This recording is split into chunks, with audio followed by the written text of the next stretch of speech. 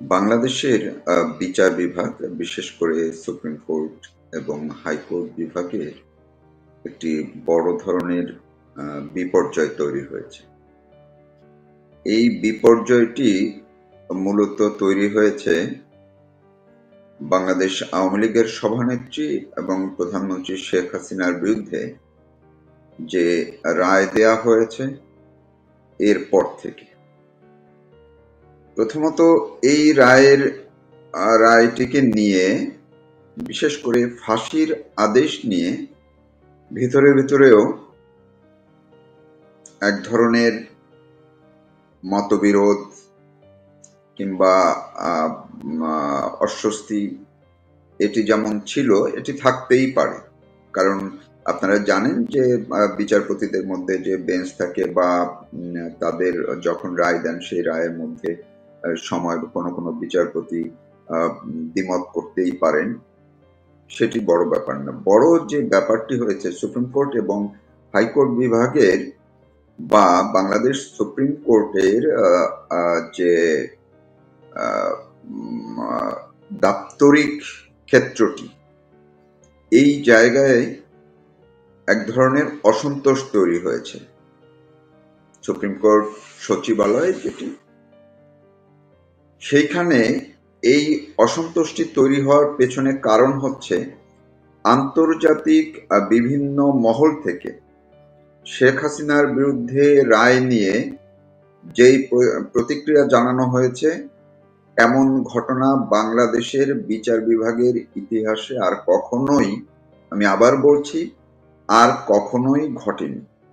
অর্থাৎ বাংলাদেশের বিচার বিভাগ এমন বড় আন্তর্জাতিক পর্যায়ের বিতর্কের মুখে কখনো পড়েনি।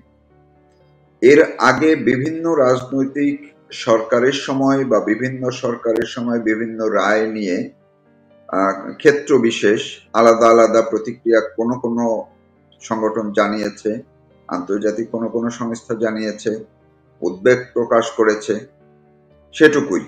কিন্তু এইবার এই রায়কে নিয়ে এবং এই আন্তর্জাতিক অপরাধ ট্রাইব্যুনালের কার্যক্রম নিয়ে একেবারে একচেটিয়া বলতে পারা যায় যে জাতিসংঘ থেকে শুরু করে কিংবা অ্যামনেস্টি ইন্টারন্যাশনালের মতো আন্তর্জাতিক সংস্থাগুলো, বেশ কিছু দেশ যেভাবে স্বপ্রণোদিতভাবে তারা আইনি প্রক্রিয়া মানা হয়নি, লঙ্ঘিত হয়েছে, মানবাধিকার দৃষ্টিকোণ থেকে এই বিচার গ্রহণযোগ্য নয়, এই কথাগুলো যেভাবে বলেছে এর আগে এমনটা কখনোই হয়নি।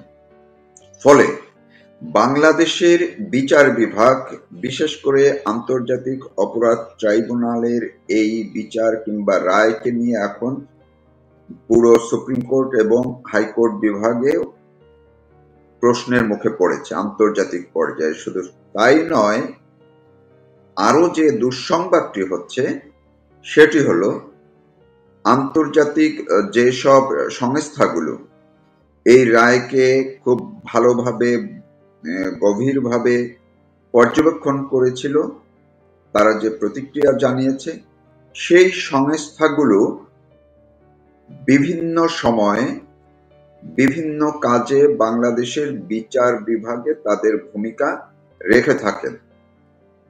বিশেষ করে কখনো বিচারকদের প্রশিক্ষণের বিষয়গুলো থাকে, বিচারপতিদের বিদেশ ভ্রমণে, বিদেশে উচ্চ পর্যায়ের কিছু প্রশিক্ষণের বিষয় থাকে, সুপ্রিম কোর্ট কিংবা হাইকোর্ট বিভাগের বিভিন্ন প্রজেক্টে তাদের সাহায্য অনুদানের বিষয় থাকে। এই বিষয়গুলো থেকে এখন বাংলাদেশ সুপ্রিম কোর্ট বা হাইকোর্ট বিভাগের বিচারপতিরা যেমন বঞ্চিত হওয়ার ঝুঁকিতে পড়েছেন, তেমনি ভাবে এই সুপ্রিম কোর্ট যে রেজিস্ট্রার দপ্তর, সেই রেজিস্ট্রার দপ্তরের একাধিক সূত্র আমাকে জানিয়েছেন প্রতি বছর বেশ কয়েকজন বিচারপতি বিশ্বের বিভিন্ন বড় বড় আন্তর্জাতিক ফোরামে অংশ নেন এবং যেই ফোরামগুলো বাংলাদেশের বিচার ব্যবস্থার জন্য, বাংলাদেশের গণতন্ত্রের জন্য, বিচার ব্যবস্থায় স্বাধীনতার জায়গাটিতে আরো গুরুত্ব দেওয়ার ক্ষেত্রে অনেক ভূমিকা রাখে। এখন এই সংস্থাগুলো বাংলাদেশের বিচার ব্যবস্থা নিয়ে যখন প্রশ্ন তুলেছে, তখন আন্তর্জাতিক পর্যায়ে বাংলাদেশে কোনো বিচারপতি আর আমন্ত্রণ পাবেন কিনা, বিশেষ করে জাতিসংঘ, amnesty international, human rights watch এবং বিচার বিভাগ সংক্রান্ত আন্তর্জাতিক যে ফোরামগুলো আছে, সেই ফোরামগুলোতে বাংলাদেশের বিচারপতিদের ডাক পড়বে না বলেই বিচারপতিদের মধ্যেই আশঙ্কা তৈরি হয়েছে। একাধিক বিচারপতিও আমাকে এই কথাটি জানিয়েছেন, যারা তুলনামূলকভাবে বাংলাদেশের সুপ্রিম কোর্টের ভেতরে, আমি আবার বলছি, তুলনামূলকভাবে দলের চিন্তা ভাবনা বা দল মতের কিছুটা বাইরে থাকার চেষ্টা করেন। সেরকম দুজন খুবই গুরুত্বপূর্ণ বিচারপতি জানিয়েছেন যে বিশেষ করে এই প্রধান বিচারপতি এখন যিনি আছেন, তিনি এর আগে বিভিন্ন সময়ে, আওয়ামী লীগের সময়ও তিনি বিভিন্ন ফোরামে অংশ নিয়েছেন এবং বেশ কয়েকজন বিচারপতি তারা আন্তর্জাতিক বিভিন্ন কমিটিতে আছেন এবং ছিলেন, আওয়ামী লীগের সময়ে ছিলেন, যারা এই সরকারের সময়ও এখন বিচারপতি হিসেবে গুরুত্বপূর্ণ পদে আছেন, সুবিধা ভোগ করছেন। তারা কিন্তু আওয়ামী লীগের সময়ও বাংলাদেশের এই বিচার বিভাগের মনোনয়ন নিয়ে আন্তর্জাতিক ফোরামে প্রতিনিধিত্ব করছিলেন। এর মধ্যে আমাদের এই প্রধান বিচারপতি এখন যিনি আছেন, তিনি কিন্তু অন্যতম। বলা হয় অনেক বিচারপতির চেয়ে অনেক বেশিবার বিদেশ ভ্রমণ করেছেন আমাদের এখনকার প্রধান বিচারপতি। কিন্তু এই রায়ের পরে বা রায়কে ঘিরে পাশাপাশি এই যে বাংলাদেশ সুপ্রিম কোর্টের হাইকোর্ট বিভাগে 1 বছরের যে বিচারপতিদের নিয়োগ স্থায়ী করা হয়েছে, এটি আন্তর্জাতিক বিচার অঙ্গনে বা বিচার বিভাগ নিয়ে আন্তর্জাতিক পর্যায়ে কাজ করা সংস্থাগুলো খুব গুরুত্ব সহকারে নিয়েছে। কারণ বিচার বিভাগের যে প্রোটোকল, সেই প্রোটোকল অনুযায়ী 2 বছর অতিরিক্ত বিচারপতি হিসেবে কাজ করবেন, তারপরে তাদেরকে স্থায়ী করা হয়। কিন্তু বাংলাদেশে এই ঘটনা নজিরবিহীনভাবে ঘটল যে মাত্র 1 বছর যেতে না যেতেই তাদেরকে কনফার্ম করা হয়েছে, মানে স্থায়ী করা হয়েছে। যে বিষয়গুলো আন্তর্জাতিক বিভিন্ন ফোরামে ইতিমধ্যেই রিপোর্ট হয়ে গেছে বলেও আইন বিশেষজ্ঞরা, আইনজ্ঞরা যারা আন্তর্জাতিক বিচার বিভাগ নিয়ে খোঁজ খবর রাখেন, তাদের সঙ্গে কথা বলে আমি নিশ্চিত হয়েছি এবং তারা এটুকু অন্ততপক্ষে আমাকে নিশ্চিত করেছেন, বাংলাদেশের এই বর্তমান যিনি আমাদের প্রধান বিচারপতি হিসাবে আছেন, সৈয়দ রেফাত আহমেদ, তিনি এখন থেকে আন্তর্জাতিক ফোরামগুলোতে আর অংশ নিতে পারবেন কিনা, এটি নিয়ে বড় সংশয় তৈরি হয়েছে। বিশেষজ্ঞরা আমাকে বলেছেন বিশ্বের বিভিন্ন দেশে এরকম নজির আছে যে বিচারপতিদের বিরুদ্ধে স্যাংশন দেওয়া হয়েছে, নিষেধাজ্ঞা দেওয়া হয়েছে। আপনারা দেখবেন গত বছরেই কিন্তু আমেরিকা এই আন্তর্জাতিক অপরাধ আদালতের 4 জন বিচারপতিকে, যদিও সেটি ইসরায়েল ইস্যুতে, নিষেধাজ্ঞা দিয়েছে আমেরিকা। আরো অন্যান্য দেশেও এরকম ঘটনা ঘটেছে।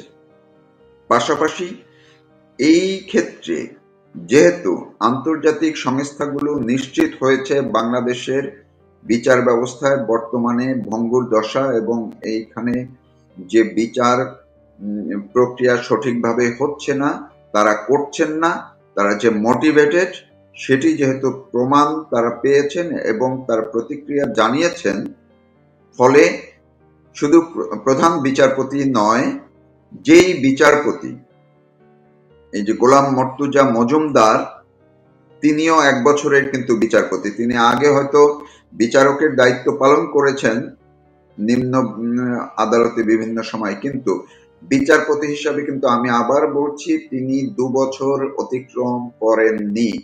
তিনি বিচারপতি হিসাবে 1 বছরের বিচারপতি হিসাবে স্থায়ী হয়েছেন। যে 22 জনকে করা হয়েছে কয়েকদিন আগে, তাদের মধ্যে একজন। তার বিরুদ্ধেও স্যাংশন আসতে পারে। বিশেষজ্ঞরা বলেছেন এবং বিচারপতিরা, আমি বিশেষজ্ঞ মিন করছি, এখন দায়িত্বে আছে এমন বিচারপতি এবং সাবেক বিচারপতি এবং আন্তর্জাতিক আইন নিয়ে যারা কাজ করেন তাদের সঙ্গে কথা বলেই কিন্তু আমি কথাটুকু বলছি। তিনি এই গোলাম মর্তুজা মজুমদার, তিনি অন্তত পক্ষে জাতিসংঘ, হিউম্যান রাইটস ওয়াচ কিংবা অ্যামনেস্টি ইন্টারন্যাশনাল বা আন্তর্জাতিক আরো যে ফোরামগুলো আছে, যেই ফোরামগুলো এই বিচারকে পর্যবেক্ষণ করে তারা বলেছে এই বিচার গ্রহণযোগ্য হয়নি এবং মানবিকতার বিচারে, মানবাধিকারের বিচারে এটি গ্রহণযোগ্য হয়নি, সেই প্রতিষ্ঠানগুলোর, সেই সংস্থাগুলোর কোনো ফোরামে তাকে আমন্ত্রণ জানানো হবে না। এর রেওয়াজ এর আগেও দেখা গেছে এবং এটি আছে। এখন দেখুন, জাতিসংঘ যদি তাদেরকে এই রকমের একটি স্যাংশন দিয়ে বসে এবং তারা বাংলাদেশের বিচার বিভাগের স্বাধীনতা কিংবা স্বতন্ত্র একটি বিচার বিভাগ প্রতিষ্ঠার যে কাজ চলছে, সংস্কার বিচার বিভাগের এসব কাজে যে সহযোগিতা করছে, সেগুলো যদি সরে যায়, সেগুলোর উপরেও যদি স্যাংশন আসে, তবে অবস্থাটা কি হবে? এবং অনেকে বলেছেন এই যে 1 বছরের অটোপাস বিচারপতিরা, তারাও আন্তর্জাতিক পর্যায়ে কোনো গ্রহণযোগ্যতা পাবেন বলে মনে করা হচ্ছে না। আর প্রসিকিউটর যারা আছেন আন্তর্জাতিক অপরাধ ট্রাইব্যুনালের, তাজুল ইসলাম সহ, তারাও একইভাবে বিভিন্ন দেশে বিভিন্ন ফোরামে স্যাংশনের মুখে পড়বেন, এটি প্রায় নিশ্চিত।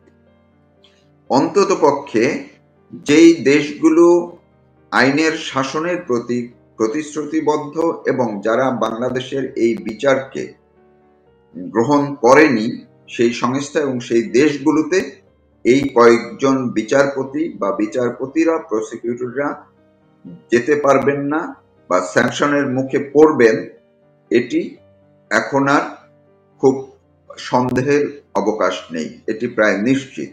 এই কথাগুলো, এই তথ্যগুলো আমাকে জানিয়েছেন, আমি জেনে নিয়েছি এ নিয়ে যারা কাজ করেন তাদের মধ্যে থেকে।